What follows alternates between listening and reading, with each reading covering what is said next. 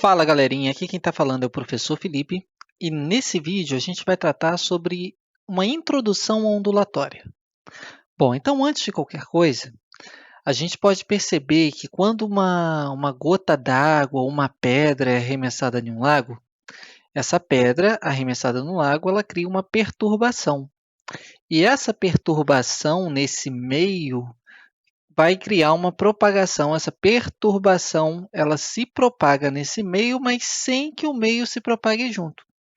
Então, quando a gente tem, por exemplo, também um campo, uma plantação, se o vento bater, a gente percebe que as folhas vão para um lado e para o outro, para um lado e para o outro, só que na realidade ela não sai do lugar, ela só fica nesse movimento de vai e vem. E aí, lá no século XV, o físico, matemático, inventor, anatomista, desenhista, arquiteto, coaching, Leonardo da Vinci, ele falava o seguinte, frequentemente ocorre que a onda do mar foge do local onde foi criada, mas a água não. Do mesmo modo que o vento forma as ondas num campo de grãos, onde podemos vê-las correndo ao longo do campo, enquanto os grãos permanecem no mesmo lugar. Ou seja, Leonardo da Vinci ele já estava demonstrando que existia uma diferença entre um movimento chamado de corpuscular, ou seja, na forma de partícula, com o transporte de matéria, e um outro movimento diferente, que é o movimento ondulatório. O movimento ondulatório ocorre sem transporte de partícula. Sem transporte de partícula, eu quero dizer sem transporte de matéria. Beleza? Vamos seguindo. Vamos imaginar duas situações. Essa situação aqui que eu estou chamando de situação A e essa outra situação que eu estou chamando de situação B. Na situação A, o vidro ele foi quebrado porque uma pedra foi arremessada. Então, isso daqui, a pedra ela levou a energia. Então, inicialmente, nós possuíamos no estilingue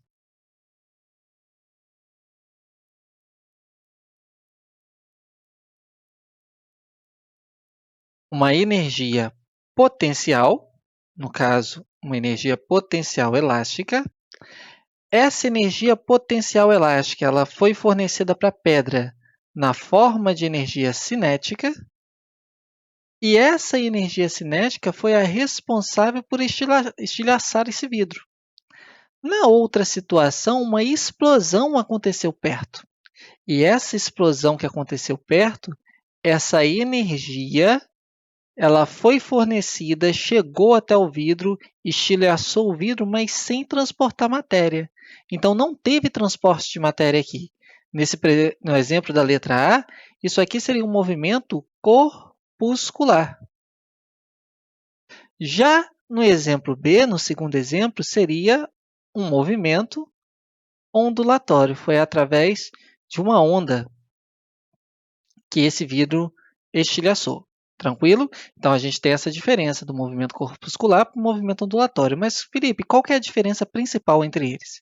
A diferença principal é porque esse daqui, a matéria ela vai junto, a pedra ela foi junto, beleza? Já o movimento ondulatório não tem transporte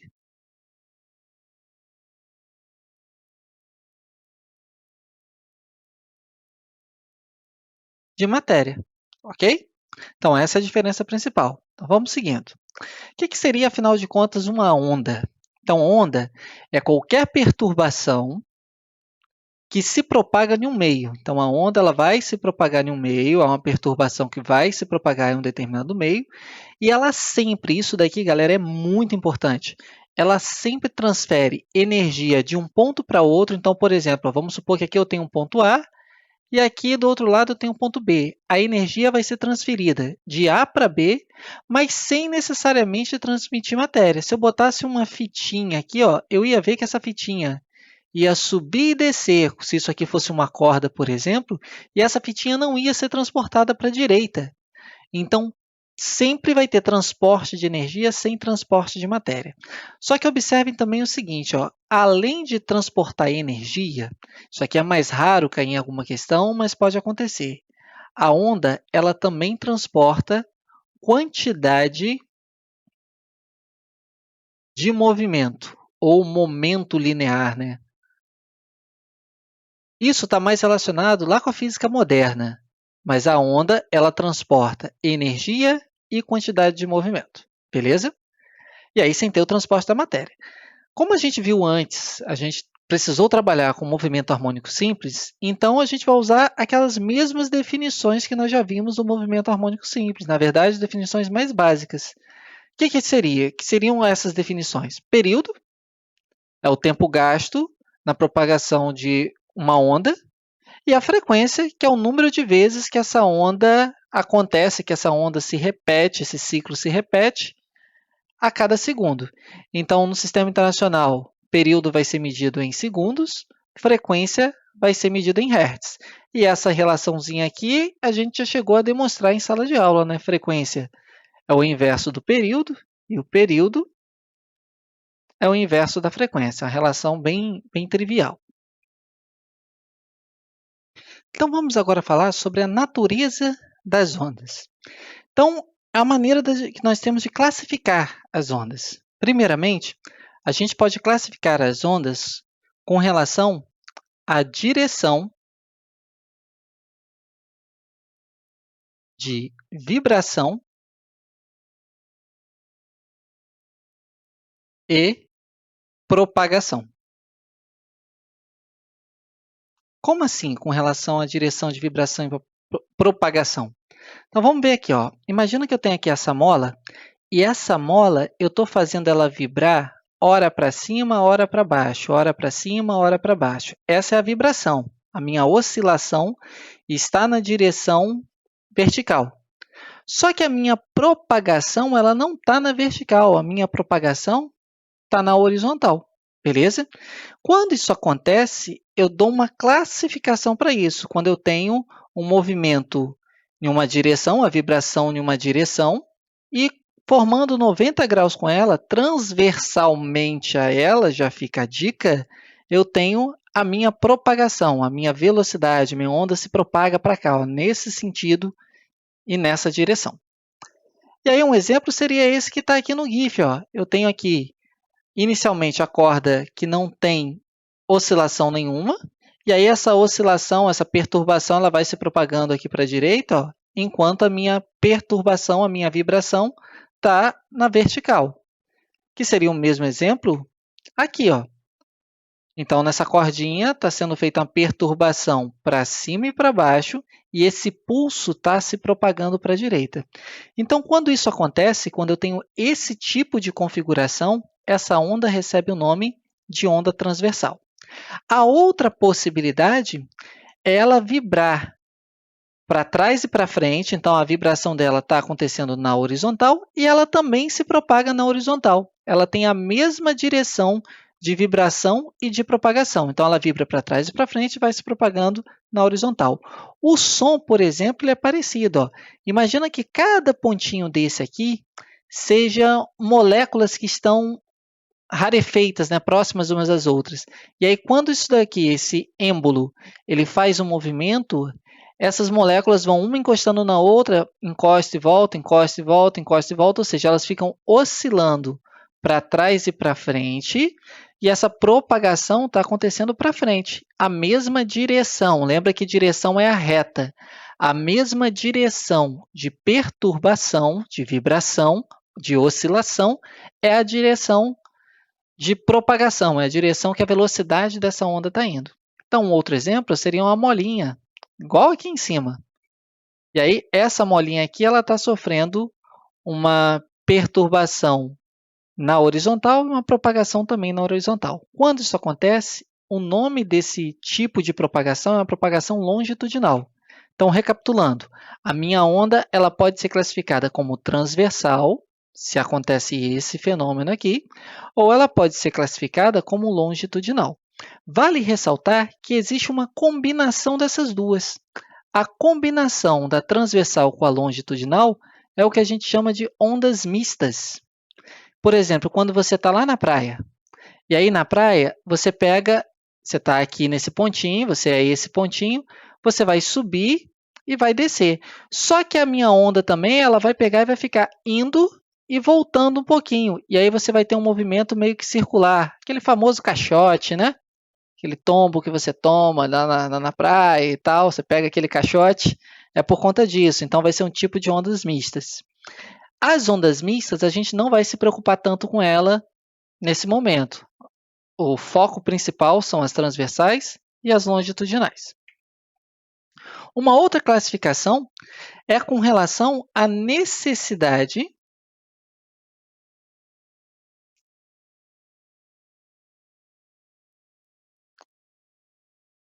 de meio material. Necessidade de meio material para se propagar. Imagina comigo uma onda numa corda. O que eu preciso para ter uma onda em uma corda? Eu preciso da corda. Se eu não tiver a corda, eu posso ter o braço, eu posso ficar movimentando de qualquer jeito. Se eu não tenho a corda, eu não tenho uma onda em uma corda. Imagina a onda na superfície de um lago. Eu preciso da água para que ela ocorra. Se eu não tiver a água, eu não tenho uma onda na superfície de um lago. Imagina o som. Eu preciso de ar para o som se propagar. O som que nós escutamos, né? A gente precisa de um meio elástico para ele se propagar. Então, toda vez que a minha onda ela é obrigada a ter um meio material, a gente chama essa onda de onda mecânica. Então, a onda mecânica, ela necessariamente precisa ter um meio material. Então, o som é um exemplo de uma onda mecânica, uma onda em uma corda, uma onda em um lago, uma onda em uma mola, porque vai precisar da mola para isso.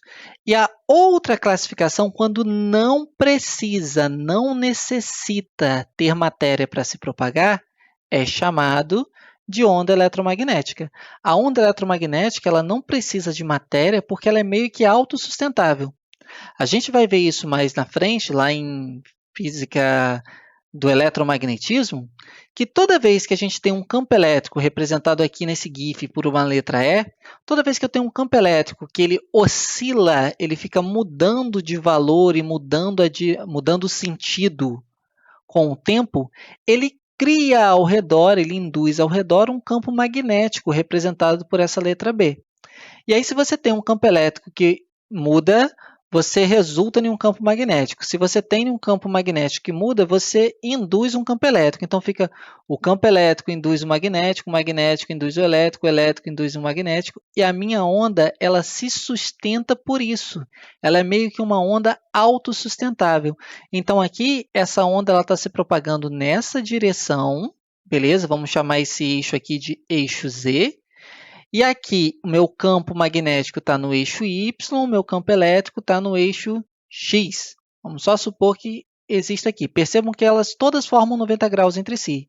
Então, toda onda eletromagnética, ela obrigatoriamente vai ser uma onda transversal. Ah, Felipe, então toda mecânica é longitudinal? Negativo. A mecânica ela pode ser transversal ou longitudinal. A eletromagnética é obrigatoriamente transversal.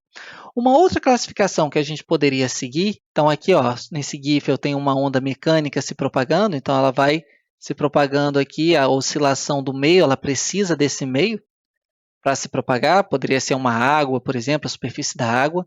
Uma outra classificação interessante é com relação à quantidade de dimensões. A minha onda pode ser unidimensional, minha onda pode ser bidimensional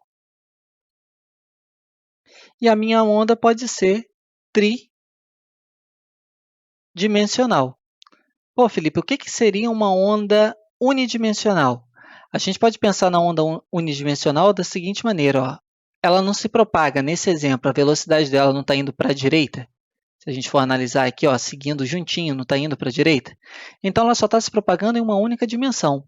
Quando você tem, por exemplo, a superfície de um lago, e você joga uma pedrinha na superfície desse lago, ela não vai formar umas ondulações, justamente formando uma área, percorrendo uma área. Aí isso seria uma oscilação, uma onda bidimensional. E quando você pega uma bexiga, um balão de aniversário, e você estoura esse balão de aniversário, o som ele não se propaga tanto para a direita, quanto para a esquerda, quanto para cima, quanto para baixo, quanto para trás, quanto para frente. Ele está se propagando nas 3 dimensões. Então, essa propagação nas 3 dimensões vai ser justamente uma onda tridimensional. Vamos só dar uma olhada em um aspecto interessante da onda eletromagnética. A onda eletromagnética, ela tem uma parte dela muito específica que nós temos uma antena, que são os nossos fotorreceptores, né, nossos cones e nossos bastonetes dos nossos olhos, que é sensível à onda eletromagnética. Essa sensibilidade que os olhos têm é justamente o espectro eletromagnético, o espectro visível. É só a parte do espectro visível da minha onda. Beleza? Então, a gente só consegue enxergar, tudo que a gente consegue enxergar está aqui. Isso equivale a 1% de toda a onda eletromagnética que o Sol consegue fornecer. Então, como onda eletromagnética, aquelas que não precisam de matéria, nós temos os raios gama, nós temos os raios X, as ondas ultravioletas, né, que são todas as ondas que estão depois do violeta, nós temos os raios cósmicos, que ainda estão depois dos raios gamas, e aí nós temos para cá outras ondas que são o infravermelho, radar, TV, ondas de rádio, celular, está mais ou menos nessa faixa aqui de comprimento de onda e nessa faixa de frequência, eu já falo já já sobre comprimento de onda e frequência, mas é só para vocês perceberem que toda essa parte aqui, tudo que a gente enxerga, está compreendido nessa parte aqui, que a gente tem a possibilidade de enxergar. Aquilo que a gente não tem a possibilidade de enxergar a olho nu, existe e é muito maior. Então, temos muito mais radiação envolvida aqui. E aí, vamos só partir, então, logo para um exercício, né? Por que uma explosão solar ela não consegue ser ouvida na Terra?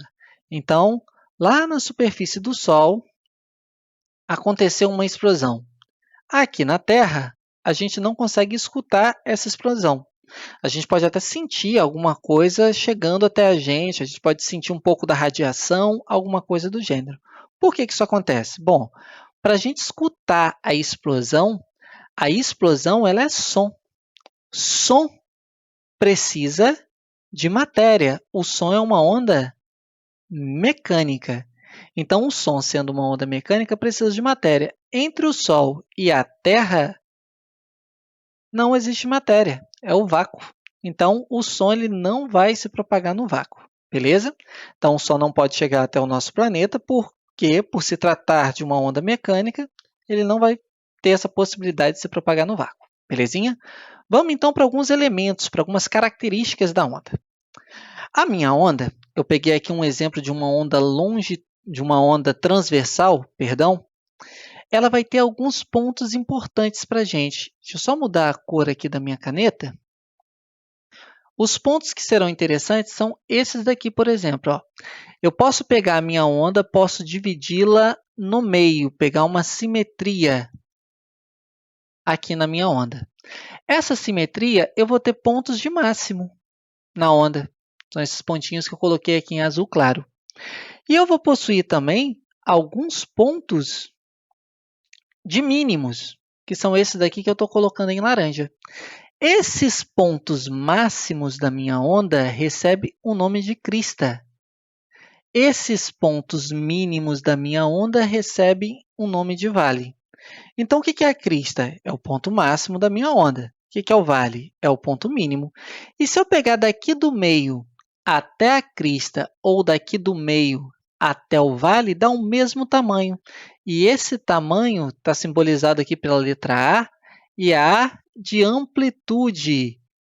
Conseguem puxar a relação disso lá do MHS? É a mesma coisa, porque a minha oscilação ia acontecer nesse formato aqui, ó, oscila para cima e oscila para baixo. Então, do ponto médio até a crista e do ponto médio até o vale é justamente a amplitude. Outro aspecto interessante da minha onda é que se eu pegar, por exemplo, ó, essa crista aqui até essa, tem o mesmo tamanho desse vale até esse vale, que tem o mesmo tamanho desse pontinho aqui, ó, até esse outro pontinho aqui. E esse tamanho vai ser representado por essa letrinha grega, ó. Essa letra grega é a letra lambda, beleza? E ela representa o comprimento de onda. Comprimento de onda é a distância consecutiva entre duas cristas ou dois vales, ou dois pontos consecutivos quaisquer em uma onda. Nota o seguinte, quando eu falo dois pontos consecutivos, pode acontecer de surgir uma pegadinha de, por exemplo, ó, peguei esse ponto aqui. Esse ponto, concorda comigo, se eu for seguindo aqui, ele vai subir? Aí eu venho para cá, poxa, Felipe, então esse é o ponto consecutivo? Não, porque esse ponto consecutivo ele vai estar descendo.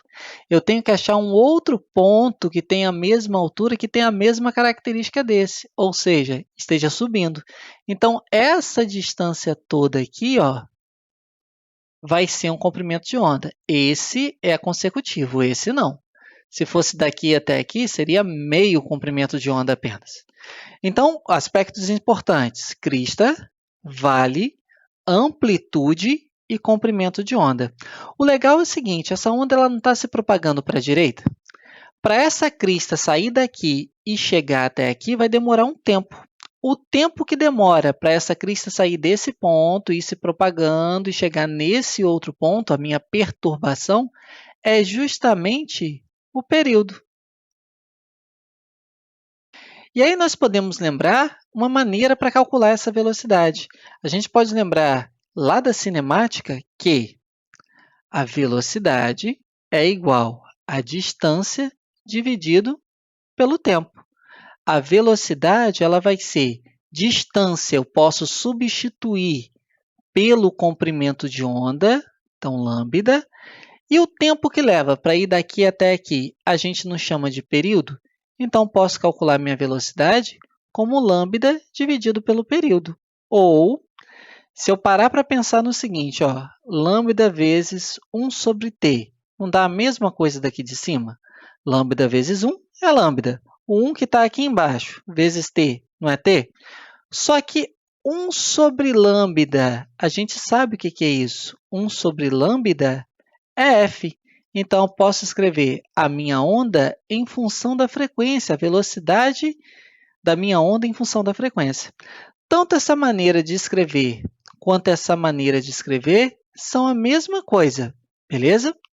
E essas duas equações é o que a gente chama de equação fundamental da ondulatória ou equação fundamental das ondas, aonde para calcular a velocidade de uma onda, eu pego o meu comprimento de onda e multiplico pela frequência, ou eu pego o meu comprimento de onda e divido pelo período.